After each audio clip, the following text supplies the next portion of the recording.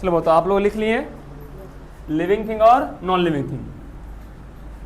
तो हमने देखा दो तरह की चीज़ें यहाँ पे, एक है लिविंग थिंग और एक है नॉन लिविंग थिंग। अब होता क्या है, पूरी जितनी हमारी धरती पर जितना ऑर्गेनिज्म है, दो ही तरह के हैं, एक लिविंग और एक नॉन लिविंग। अगर चीज़ क्या है, नॉन लिविंग है, ना वो चल पाएगा, ना वो फिर पाएगा, ना कुछ कर पाएगा, और हम लोग उसकी चर्चा भी नहीं करेंगे। हाँ, जो लिविंग थिंग है वो पैदा लेते हैं, बढ़ते हैं, खाते हैं, पीते हैं, टहलते हैं और भी बहुत सारे काम करते हैं। तो अब आपके मन में एक सवाल आता होगा कि सर आखिर ये चीज़ें बनते कैसे हैं? अगर नॉन लिविंग है चाहे लिविंग है, कुछ भी हो, आखिर कोई भी चीज़ बनता कैसे है? तो सबसे सिंपल सा जवाब हुआ कि अगर चीज़ नॉन लिविंग है, जैसे ये मार्कर, ये घड़ी, ये टेबल, ये फैन, ये सब क्या वो नॉन लिविंग थिंग है। ये कहाँ बनते हैं? फैक्ट्रीज में। कहाँ बनते हैं? सर ये तो बहुत आसान था कि नॉन लिविंग थिंग कहाँ बनते हैं? फैक्ट्री में, वहीं बनते हैं और ये जो कि धीरे धीरे ख़त्म हो जाते हैं और कुछ ये नहीं करते हैं। जबकि अब हमारे पास जो लिविंग थिंग है वो बहुत सारे काम करते हैं। क्या मन में सवाल आया कि आखिर लिविंग थिंग कैसे बनते हैं? तो वो बनते हैं प्रोसेस से, उसका नाम है रिप्रोडक्शन। हमको वही पढ़ना है। ये जो पूरा कविता में चला ना हमारा living thing non living thing, किस लिए चला ये? ताकि हम यहाँ तक पहुँच पाएँ। ये वो प्रोसेस है जिससे कोई लिविंग थिंग बनता है। और हम पूरे साइंस में याद रखना, लिविंग थिंग को बोलेंगे ऑर्गेनिज्म। क्या बोलेंगे? चाहे वो माइक्रो ऑर्गेनिज्म हो, चाहे वो प्लांट हो, चाहे वो एनिमल हो, चाहे वो ह्यूमन हो, सबको मिला क्या बोलेंगे हम लोग? ऑर्गेनिज्म। कोई दिक्कत? सब कुछ मिला क्या है? दुनिया में जितने भी चीजें जिंदा है उन्हें क्या बोलेंगे? और हमारा सवाल ये है कि आखिर ये बनते कैसे हैं? तो जवाब क्या इसका हुआ? प्रोडक्शन के। तो हमको हमारा जवाब मिल गया। प्रोडक्शन क्या है? It is the process by which any organism is made. कि ये वो प्रोसेस है जिससे कोई ऑर्गेनिज्म बनता है। बाकी सवाल आगे हम लोग खोजेंगे और जानेंगे। तो क्या हुआ, हमारे चैप्टर का नाम क्या है? रिप्रोडक्शन। हाउ लाइफ कंटिन्यूज, की लाइफ आगे कैसे बढ़ती है। शुरू करें। देखो आपको यहाँ पर बहुत सारी चीज़ें दिखाई होंगी। वो आप साइफर को देखो, एक जो यहाँ पर देखो तो लार्वा है, तितली का क्या है? बुआ लार्वा है। ठीक है, ये अंडे हैं, ये लार्वा है, ये कैटरपिलर है, उसे देखो तो बड़ी तितली बन गई। ये अंडे हैं, ये लार्वा है, ये कैटरपिलर है, और इस तरह से, ठीक है ना। और देखो तो इन सब चीज क्या ये फूल अपने आप निकल गया होगा? पहले एक हो सकता है बीज रहा हो, उस बीज से अंकुर होकर के मतलब निकल करके वो थोड़ा छोटा सा पौधा बना होगा, पौधा थोड़ा बड़ा हुआ होगा, उससे पत्ते निकले होंगे और तब जाके ये फूल बना होगा। देखो तो, देखो ये बीज है, कैसे देखो तो ये आगे बढ़ रहा है। तो ये सब चीज़ें हम आगे अभी हम लोग देखने वाले हैं। बहुत तरह तक इसमें लिविंग थिंग होंगे। देखो प्लांट है, फ्लावर है, फ्रूट्स हैं, देखो तो यहाँ पर फिशेज भी हैं। आगे बढ़े हम इसमें, देखो जरा यहाँ पे कुछ सवाल है। When does a farmer prefer asexual और sexual methods of production for crop production? कि जब हम लोग फसल उगाते हैं ना, फसल समझते हैं आप लोग, धान, गेहूं, फूल, पत्ती, कद्दू, लौकी, सबका फसल होता है। और उन्हें उगाने के लिए तरह तरह के मेथड का प्रयोग करते हैं हम लोग। तो अभी इन सवालों का जवाब आगे खोजेंगे कि फार्मर जो है कब करता है सेक्सुअल और कब करता है सेक्सुअल मेथड। आगे बढ़ते हैं। Why do we think most complex animals and flowering plants use sexual reproduction while many simple like organism yeast hydra produce asexually? जब आप आगे पढ़ेंगे तो जो सबसे कॉम्प्लेक्स एनिमल्स हैं, बोले सर ये सिंपल कॉम्प्लेक्स क्या है, हमको समझ में नहीं आया है। जब आपने सेल्स पढ़ा होगा, जब आपने क्या पढ़ा होगा बुआ, तो जो जिसमें सेल्स कम होते हैं, जिसमें एक सेल होता है, जैसे अमीबा, पैरामीशियम, सब क्या है? यूनिसेलुलर है। तो इनको बोलते हैं सिंपल ऑर्गेनिज्म। और जिनमें बहुत सारे सेल होते हैं, जैसे ह्यूमंस, एनिमल्स, प्लांट्स, इसमें कितना सेल होते हैं पता आपको? इन्फाइनाइट सेल्स होते हैं। तो उनको बोलते हैं कॉम्प्लेक्स एनिमल्स। याद रहेगा, जो जिनमें सेल कम है वो क्या है, और जो ज़्यादा सेल्स हैं वो कॉम्प्लेक्स। तो ये सब आगे हम खोजेंगे। चलिए अब देखो बउआ, हमारे यहाँ पर क्या लिखा है? You have learn that one of the important characteristic of living beings that is they reproduce. हम बात करते हैं वो किसकी, लिविंग थिंग की। क्या करते हैं बउआ, ये ग्रो करते हैं। क्या करते हैं बउआ, ये ग्रो करते हैं। और उसके बाद और बोलो, तो सर ये खाना खाते हैं, न्यूट्रिशन। उसके बाद डाइजेशन, रिस्पायरेशन,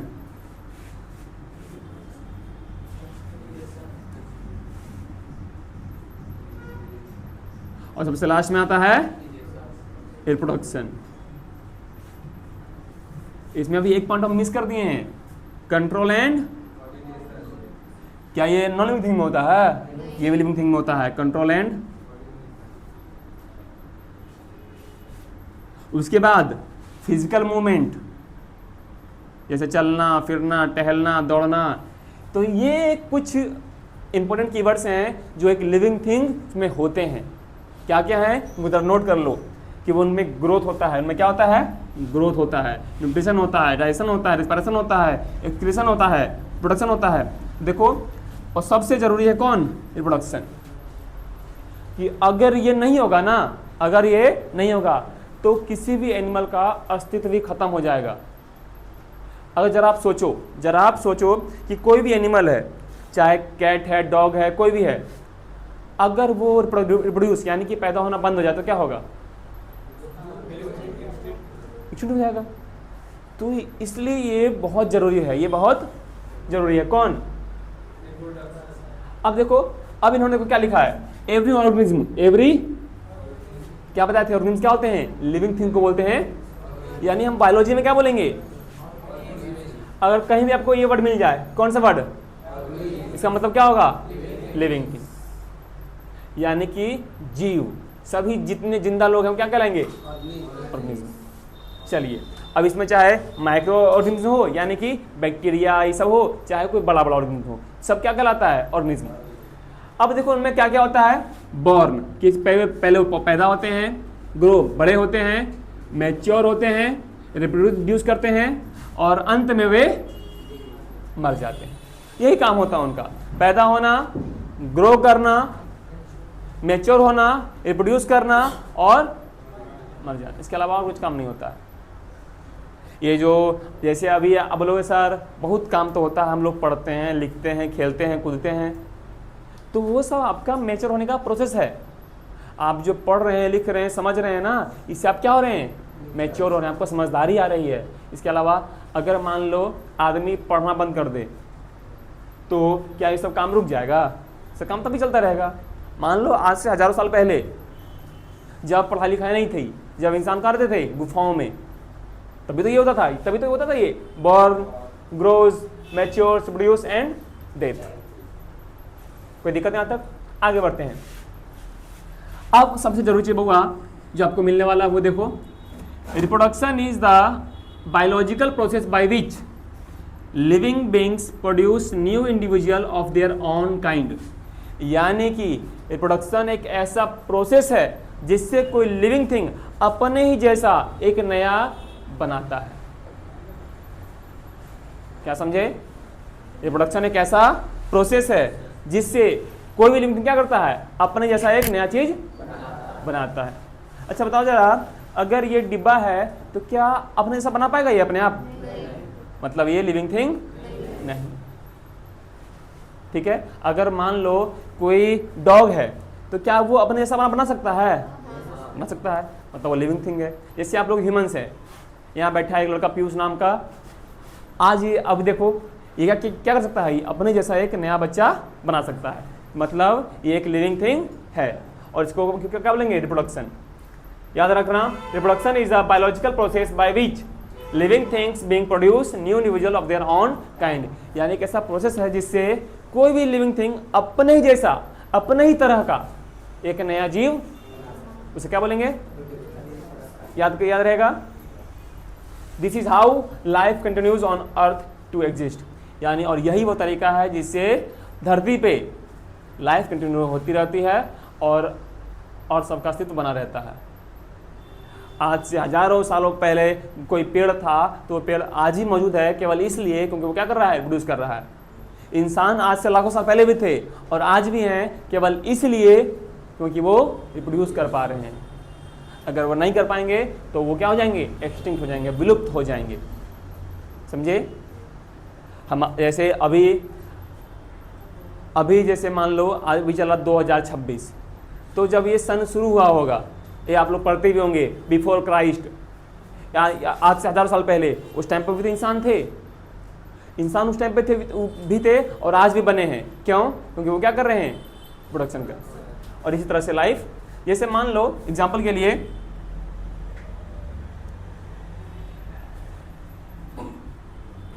एक मैंगो ट्री है। A mango tree may grow old and die but its seeds continue to grow as new mango plants। बोला सर एक आम का पेड़ है, मान लो आम का पेड़ है, ये बड़ा हुआ, आम का पेड़ क्या हुआ, बड़ा हुआ और धीरे धीरे जल के खत्म हो गया। मान लो अभी एकदम लेटेस्ट में अभी आप धान की खेती कर रहे हैं, रोपा कर रहे हैं, है ना। अब कुछ समय बाद क्या होगा, उसको आप काट लेंगे, कहोगे सर चावल तो खत्म हो गया, धान का खेती खत्म हो गया, सब पेड़ खत्म हो गया। लेकिन उसके जो बीज हैं वो, उनको हम दोबारा रोपते हैं और उनसे फिर एक नया प्लांट बनता है और ये लाइफ कंटिन्यू चलते रहता है। आम का पेड़ था, उससे हमने आम तोड़े, उससे फल गिरा और वो एक समय के बाद पेड़ भी नष्ट हो गया। लेकिन उस पेड़ का जो बीज बना था ना, वो बीज फिर से ग्रो होगा, फिर से प्लांट बनेगा और ये लाइफ कंटिन्यू ऐसे ही चलता रहेगा। कोई दिक्कत? समझ में आ रहा कैसे होता है? यानी कि अगर मान लो कोई ऑर्गेनिज्म है, आज से कई सालों पहले हमारे पूर्वज पैदा हुए होंगे, पर भले ही वो मर गए हैं, लेकिन उनका बीज आज भी धीरे धीरे प्रोड्यूस करता जा रहा है और हम लोग आगे बढ़ रहे हैं। Similarly cow give birth to calves. गाय के बच्चों को क्या बोलते हैं, बछड़ा होता है ना, बछड़ा। डॉग को क्या बोलते हैं, डॉग के बच्चे को पपीज। कैट के किटेन, याद है ना। और ह्यूमंस देते हैं किसको, हुआ चिल्ड्रन को। और इस तरह से ये प्रोसेस चलता रहता है। इसी प्रोसेस को बोलते हैं रिप्रोडक्शन। याद रहेगा आपको? उम्मीद है आपको समझ में आ रहा होगा क्या होता है प्रोडक्शन। ये एक ऐसा प्रोसेस जिससे कोई भी लिविंग थिंग क्या करता है, हाँ, समझ गए?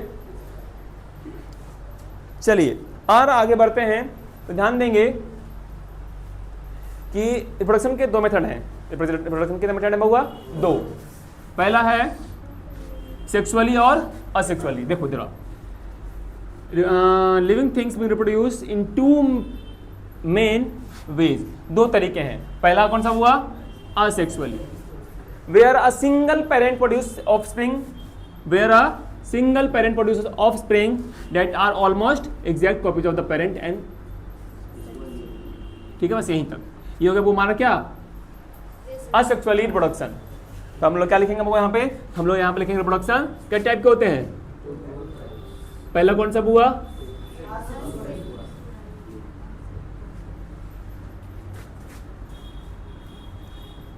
और दूसरा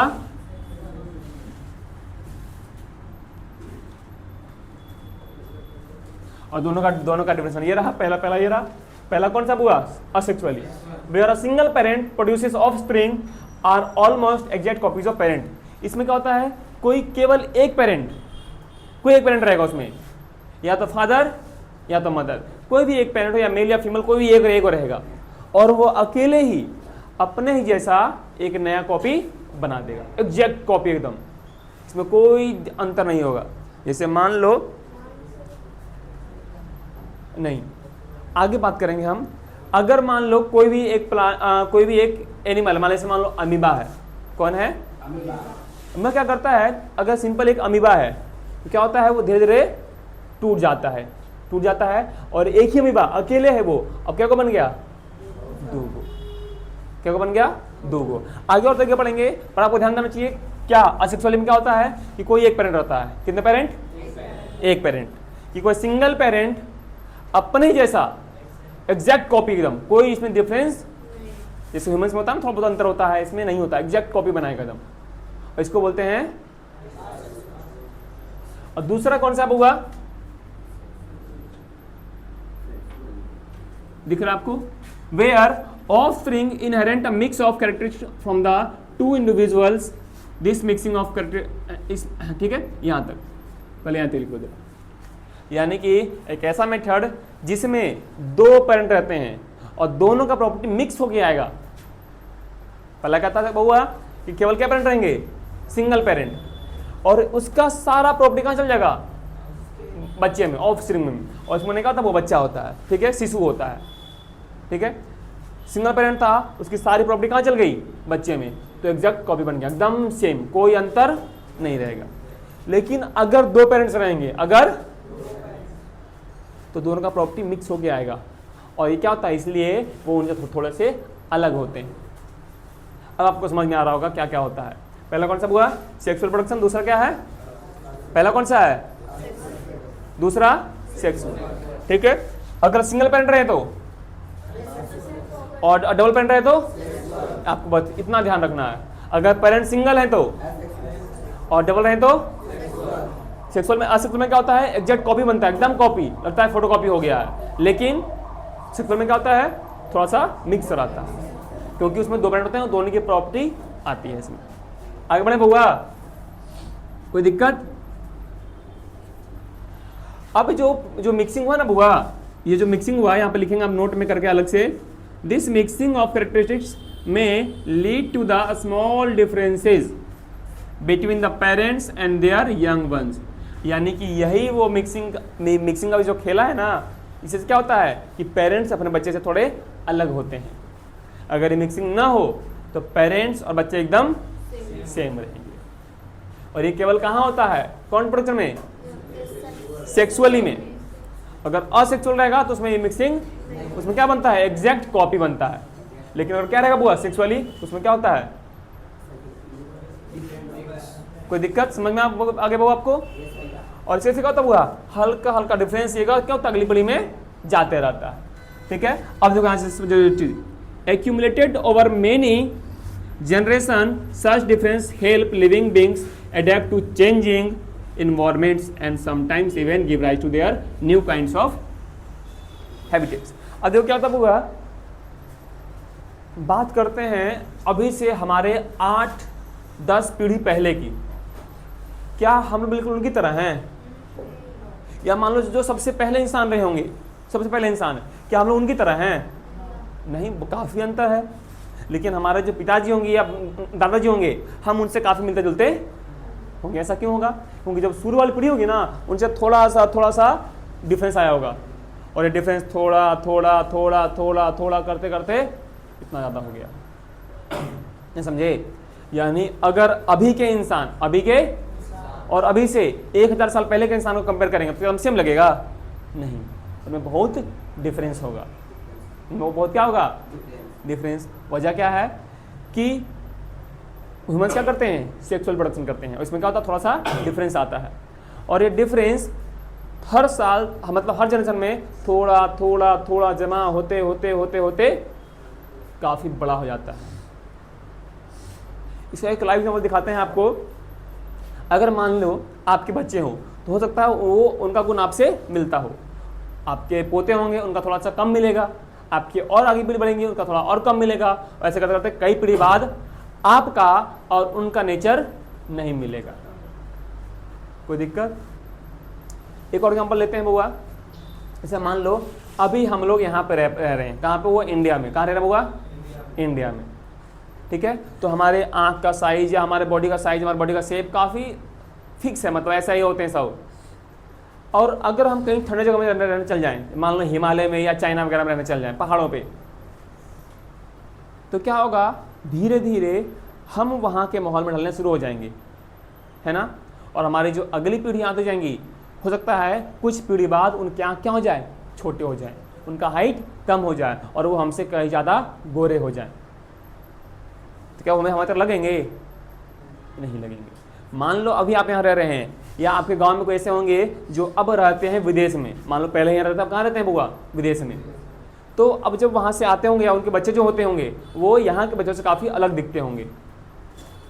क्यों, क्योंकि जो डिफरेंस आता है ना बुआ, धीरे धीरे जनरेशन में काफ़ी चेंज आ देता है। जैसे मान लो एक पिताजी के 2 बच्चे हैं, एक बच्चा रह गया गाँव में, एक बच्चा चल गया शहर में, दोनों के पिता एक ही हैं। पर ध्यान देना, अब उनके वहाँ का इन्वायरमेंट में क्या होगा, धीरे धीरे धीरे चेंज होगा, और जो बच्चे वहाँ के हैं और जो बच्चे यहाँ के होंगे वो दोनों सेम रहेंगे नहीं, अलग हो जाएंगे। तो ऐसे बनता है डिफरेंस, ठीक है, कि कई जनरेशन के बाद इनसे एक नई तरह के स्पीशीज बन जाती हैं। आपको पता है कि आपने कभी सुना होगा कि जितने ह्यूमंस आए हैं ना, इन ह्यूमंस का स्टार्ट पता कहाँ से हुआ था, अफ्रीका से। कहाँ से, अफ्रीका से। जितने ह्यूमंस पूरे वर्ल्ड में जितने ह्यूमंस है ना, चाहे रसिया हो, अमेरिका हो, कहीं भी हो, स्टार्ट कहाँ से हुआ है, अफ्रीका से। बोलो सर ये सब अलग अलग क्यों दिखते हैं? हो सकता है हमारे पूर्वज एक ही हों, लेकिन सब ने अलग अलग लोकेशन चुन ली, कोई अमेरिका चल गया, मतलब कोई अलग अलग जगह चल गए, सबका धीरे धीरे रिडक्शन हुआ, और उनकी डिफरेंस थोड़ा थोड़ा थोड़ा थोड़ा थोड़ा करते करते आज इतना हो गया कि हम सब आपस में अलग दिखते हैं। आपको एक चीन का आदमी और एक अफ्रीका का आदमी आप सब पहचान लेंगे, कौन चीन का है कौन अफ्रीका का, पहचान लेंगे ना। कि इसी डिफरेंस से एक नई स्पीशीज का भी आविष्कार होता है, ठीक है। तो पता ना कैसे शुरू होता है डिफरेंस, किसमें होता है, सिर्फ सेक्सुअल रिप्रोडक्शन में होता है। अगर असेक्सुअल रहेगा तो कितना भी रहेगा एकदम सेम का सेम ही रह जाएगा, ठीक है।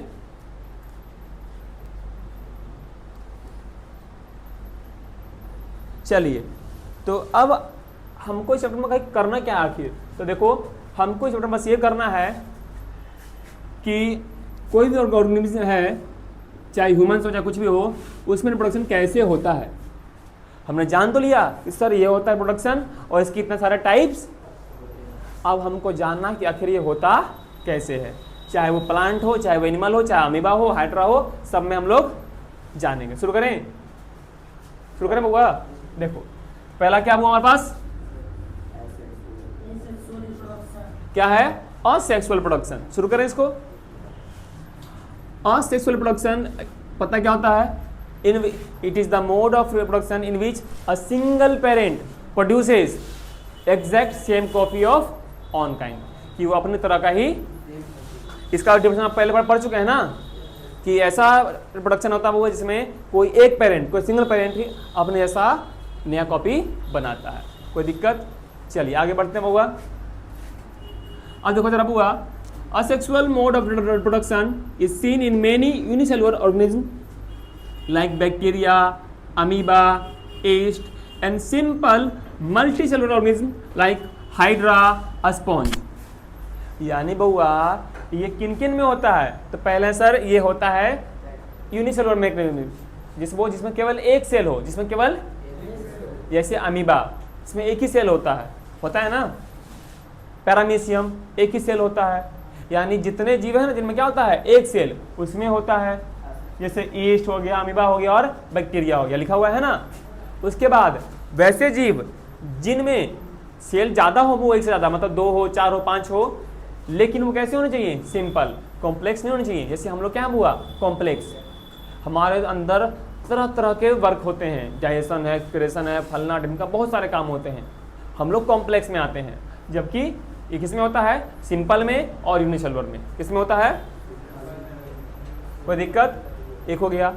एक और अगला point, it is also seen in many plants, ये बहुत से पौधों में भी होता है, सब में नहीं होता है, बहुत से पौधों में होता है। यानी पौधे कई तरह के होते हैं, सब पौधों में असेक्सुअल नहीं होता है, कुछ में सेक्सुअल भी होता है। ध्यान देना कि बहुत सारे पौधों में ये होता है, कौन सा, असेक्सुअल, सब में नहीं होता लेकिन बहुत पौधों में होता है। कोई दिक्कत? याद रहेगा। अगर आपसे कोई पूछे कि प्लांट में कौन सा रिप्रोडक्शन होता है, तो क्या बोलेंगे आप लोग, इसमें कुछ में सेक्सुअल भी होता है, कुछ में असेक्सुअल भी होता है। ह्यूमंस में क्या होता है, सेक्सुअल। अमीबा में क्या होगा, बैक्टीरिया में क्या होगा, एनिमल में क्या होगा, डिपेंड करता है कि कौन सा एनिमल है ना, डिपेंड करता है कि कौन सा एनिमल है। हर एनिमल में सेक्सुअल नहीं होता है, किसमें असेक्सुअल भी होता है।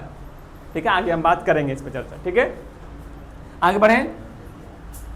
चलिए, many types of plants sprouts new shoots and roots from their existing parts.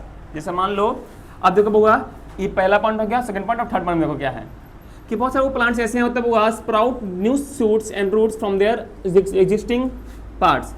यानी बुआ उसके जो पार्ट्स पहले से हैं, चाहे उसका पत्ती हो, चाहे उसका तना हो, स्टेम हो, उससे ही वो नया प्लांट बनाते हैं। जैसे वो गुलाब का देखें आप लोग पौधा, तो गुलाब के पौधे के जो कली होता है ना, उसी से एक नया पौधा बन जाता है। बनता नहीं बनता है कि अगर आप उसका जो फूल का जो थी होता है ना, शायद वो भी लगा देते हैं तो उससे भी बन जाता है। उसका जो कली होता है उससे लग जाता है, उसका जो तना होता है उससे भी।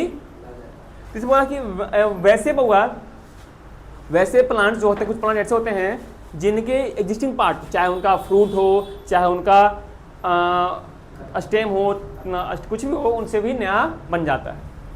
एग्जाम्पल के लिए कौन से बउआ? Plants with fleshy underground stems such as potato, potato बुआ नीचे में क्या होता है बुआ? फ्लेशी मैंने कहने का मतलब जिसमें गुदा वगैरह हो, गुदा हो, मांस हो। तो आलू कहाँ होता है वो? जमीन के ऊपर के नीचे होता है। तो ध्यान देना, जब आलू उगता है ना तो कुछ समय देखना आलू में उजला रंग के निकल जाता है। जब उस रंग देते हो उसको आँख बोलते हैं।